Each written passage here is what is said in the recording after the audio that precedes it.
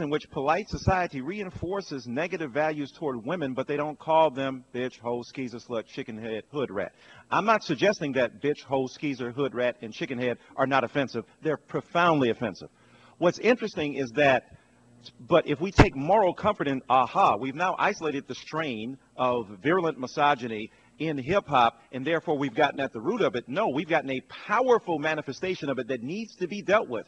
But what we've done at the same time is avoid the way in which sentiments expressed against women are pervasive in the society. This is why I mentioned, and I love the black church. I'm an ordained Baptist minister.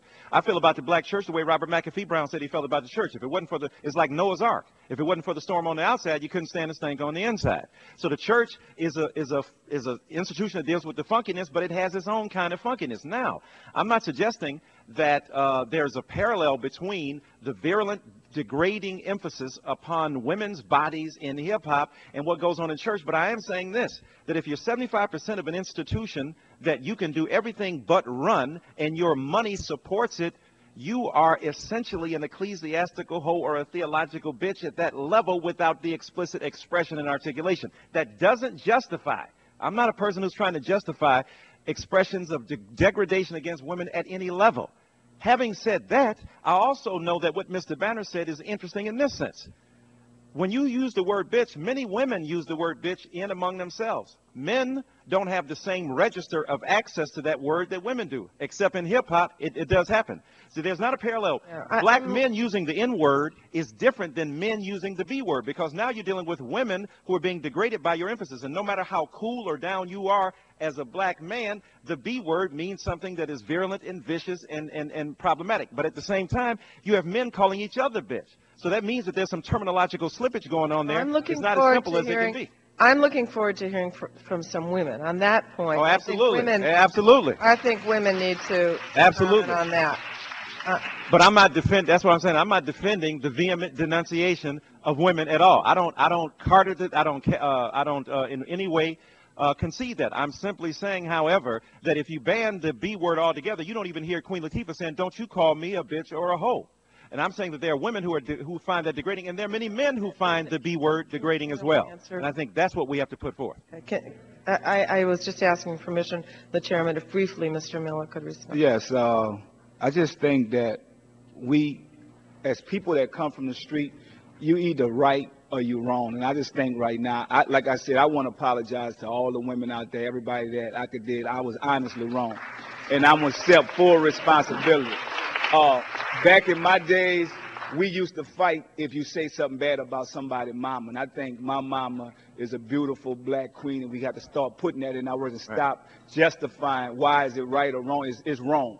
And I can honestly say it's wrong, and I'm going to do everything I can. In me, I didn't have somebody to pat me on the back to tell me, but what I can do and what I will do, I'm making sure my son would not do. He's never said a cuss word. He never talked bad about a woman in the record. And I think if we start growing up and start really understanding how to take our game to the next level and take action. Not worry about what we did in the past right now, where we going at. And I think the most of what we going at right now, the change is coming. It's not going to be quick. It's not going to happen overnight. But people are starting to wake up saying, you know what, I want something better out of life. And that's what I could offer. When you talk about women, because you either going to have a mother, a sister, or a woman that you're sleeping with, that you would have to say, you know what, I don't want people talking about them like that. I don't want nobody talking about mine like that. And I don't want myself. And I want to grow up. And I'm starting right now, saying that I can tell you what I'm doing as an individual. I'm going to take advantage of that and not be a part of doing that, because it definitely talking about somebody, mama, sister, wife. So I'm definitely going to do my part, and I think we shouldn't call women bees, and we shouldn't call them, and we should grow up. If we did it for a while, we didn't know, and we learned to understand, we need to grow up. And I think that's the most important thing that we're going to figure out today. If we grow up, we're going to be all right. Thank you.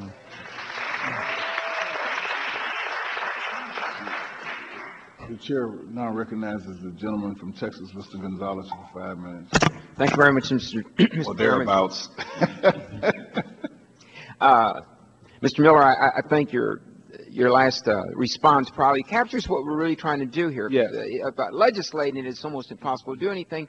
I think what the chairman seeks to do in this dialogue is to raise the consciousness of the producers, the distributors, Yes. and the artists to the influence that you have. Now, you're speaking prospectively and into the future. I think Mr. Crump was disagreeing with you because his body language surely was that he did not agree with your statements. So I only can assume that the distributors, right, the producers, the writers, the artists are probably going to continue along the same lines. So but we all agree on this. Yeah. You influence people. Exactly. All right.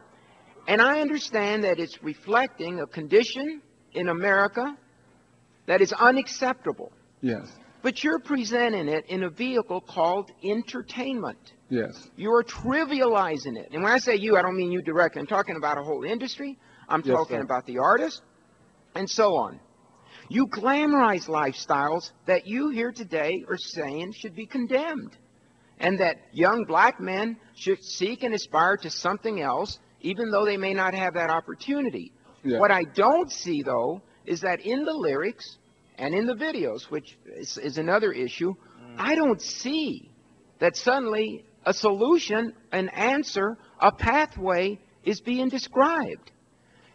What you're describing, Mr. Crump, is the present state of affairs without giving hope to a different world or an out.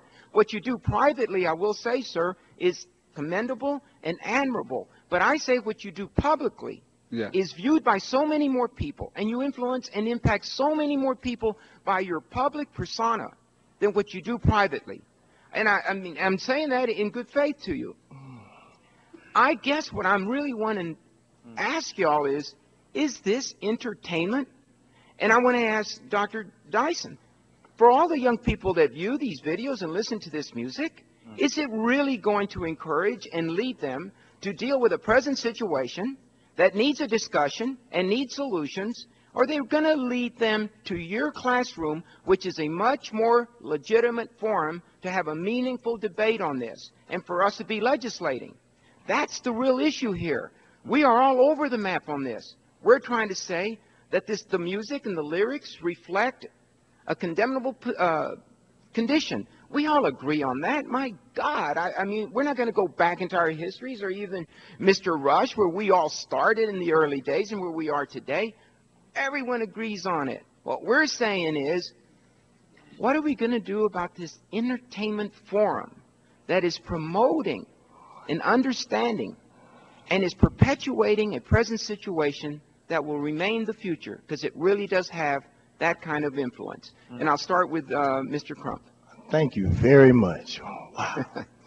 First of all, one of the problems is in most cases you guys don't listen to our music, so you don't know what I've actually done. My second single, first of all, my first single was called Like a Pimp. Rugged, rough, this, that, and the other. I had prayed before I actually got on, and I told God, I said, God, if you give me an opportunity to make it out of the hood without drugs, without having to go to somebody and get fronted some money, that I'll try to change my life. Right after that, I got a deal. I did Like a Pimp. I actually put my career on the line by coming out with a song called Cadillac on 22s. We made a video, and I will quote a half of a verse. God, I know that we pimp. God, I know that we wrong. God, I know I should talk about more in all of my songs. I know these kids are listening. I know I'm here for a mission, but it's so hard to get them when 22 rims are spinning. So in me saying that, I put that video out. During that same album, I had I gave $50,000 for scholarships.